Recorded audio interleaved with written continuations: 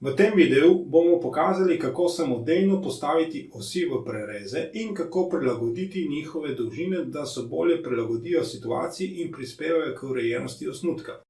Najprej bomo definirali en vodoravni prerez, po njegovi postavitvi pa je naslednji korak postavitev osi v obe smeri.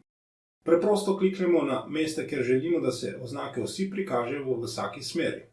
Če želimo spremeniti oddaljenost oznake od predmeta, bomo preprosto uporabili ukaz Raztegni element in od leve proti desni izbrali samo tiste točke, ki jih želimo raztegniti. Nato izberemo točko, od katere se raztezamo, in na koncu še točko, do katere raztegnemo element. Enako lahko ponovimo za posamezne osi. Isti ukaz lahko uporabimo tudi za drugi konec osi.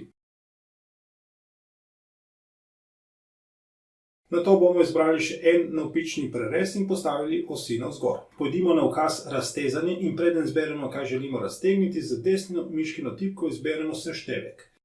Na tej točki lahko izberemo poljubno število točk, ki jih želimo raztegniti. Izbrali bomo samo osi 3 in 1. Nato z desno miškino tipko potrdimo izbiro.